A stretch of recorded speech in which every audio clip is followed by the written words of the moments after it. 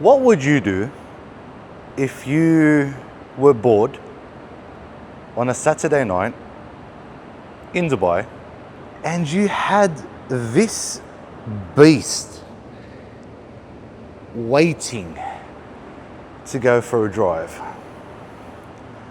Well, you would do exactly that, wouldn't you? And that's what we're doing, boys. We're going for a drive. Just that little small detail every time we jump in, you just know you're getting into something special. And then you go ahead and you wake her up, you know. Then you put your foot on the brake and you fucking turn it on.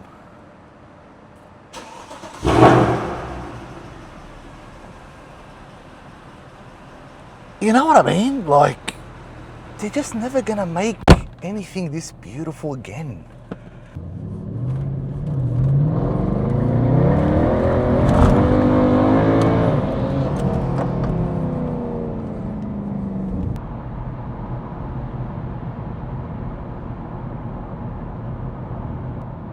Whilst we drive to our destination this evening, I thought it'd be a good idea to talk about the difference in car culture between Sydney, Australia and Dubai. The biggest difference is that back home, our JDM scene is huge. And what's even bigger than that is the modified JDM scene. I had my first Evo 8MR in 2013. Back then, 250 kilowatts to 300 kilowatts on 85 on the 4G63 platform was insane. Absolutely insane. So the modified JDM scene in Sydney, or in Australia as a whole, absolutely fucking spastic. Now in Dubai, the car scene is more supercar, hypercars.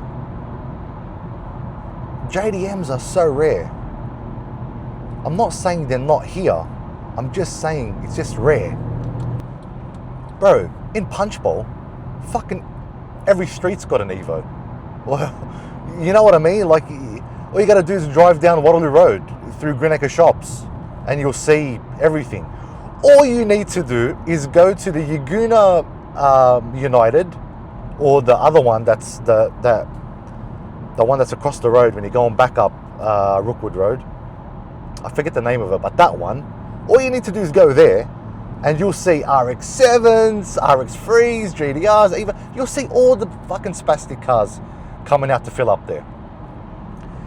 Here, honestly, man, it's hard to find the scene. Number two is, I want to give you a scenario, okay? And this scenario is based on my own personal experience.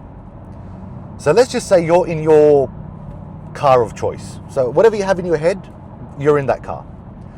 And then you pull up next to me, okay? You pull up next to me and, you know, you give it a little hit. You go past me. And then I'll just duck in behind you and chase you down. So, all right, you've thrown the bait, I've taken it. Oh, we fuck around, whatever. And then we get to a red light. What do? Put our window down. Fuck, bro. Mad car. What are you running? How much power? Blah, blah, blah, blah. Right? Here, it's very snobby. Like that fucking Porsche 911. Before I turned the video on, because I said to myself, you know what? I'll start recording when I'm on the highway. When he was next to me, I gave it a hit before him. And then he gave it a hit and he rocked up to the set of lights. You saw it. We were both at the set of lights. I didn't pull out my camera to talk to him because the motherfucker would have put his window down. And it hasn't happened to me once or twice. It's happened to me multiple times. Majority of supercar owners here, from my own personal experience, are snobs.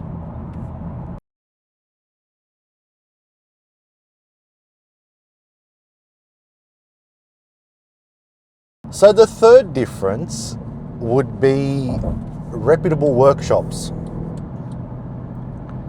It's very difficult to find a good workshop here. Really difficult. So when I got this car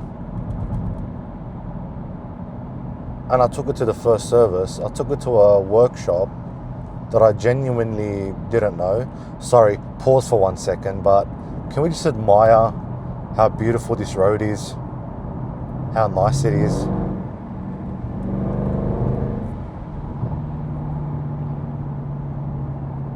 So I took it to a workshop and they done a really crap job. I had to complain, I had to go full Karen mode, speak to the manager, because the car went in without an engine light. The car came back with an engine light. And I just bought her. Anyways, they fixed it. They ended up not returning the MAF flow sensor for the intake onto the left side. So that's why I was throwing a code. Once that was fixed, it was done. But just the way they handled it just rubbed me off the wrong way. The second workshop I took her to were really good. They kept me informed, they were relatively good priced, and they specialize in high-end cars. So I was happy with that. The fourth difference, and this is where the buy starts to creep back. The roads here, especially when you start to go towards Ras Al Khaimah or towards Al Ain or Fujairah, you are spoiled with some great roads. The fifth difference. Now, I know this is going to apply to both back home and here, but here it is relatively cheaper. A lot cheaper. And I'm talking about hiring a supercar. There's a GT4 RS for 999 dirham. That's probably like 450 Aussie dollars for a full day. I can go get an F8 Tributo for like 2,000 dirham, which is just under $1,000. So the possibilities here in regards to going and hiring a supercar and enjoying it and experiencing it is really, really much better than Australia. Heaps better. And the reason why I personally think that it's so much better is because there's so many of them. There's so many people. So, yeah, if you want to go enjoy a GT4 RS, then fucking go for it. Go hire it. It's easy. But I love them both. I love them both for the same reason, because I just love cars and I just love driving. It's really that simple. I was in Hungary not too long ago, in Budapest specifically. I was in Budapest, and my walk to the gym every morning, there was a Honda Civic. I'll put up a video so you guys can see it. Just seeing a Civic on some fake TEs fucking just made me happy. I went to Malta for 2 weeks. Where this apartment was, think of it, for my Sydney boys, like La Perouse. So the cars I was seeing from the balcony, boys, this is the one that shocked me. Silver Evo 9. Although it did have UK plates. But still, UK to Malta, fuck, to track. A red RX-7, S2000, B7 RS4. Yeah, man, Malta had some sick things. I loved Malta. Malta was proper.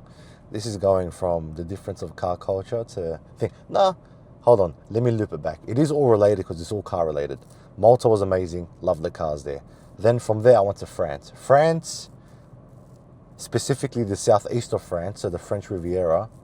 I was there for 5 days for work, and I didn't see any cool cars. But the road from Avignon, where I was staying, to Saint-Tropez for my meeting that day, that was a road. That was a fucking gorgeous road. You know what? I just had a moment. You really do find beautiful driving roads everywhere. And another fucking moment. That's why I love Top Gear. The original Top Gear. Jeremy Clarkson, James May, Richard Hammond. Because the roads they would drive on and the cars they selected were always perfect for the roads. Anyways, boys, I promise you, I started this drive wanting to see something cool. But you see what I mean? I don't know where the fuck the spots are. I'm parked in here, right? Okay, you might think, oh, Coda, you're in a fucking car park. No, it's not just a car park. It's the car park. Like, dude, you know what I mean? Like, if this was back in Sydney, bro, there'd be boys everywhere parked up, fucking gangers, fucking throwing their pussies out on the street. Like, it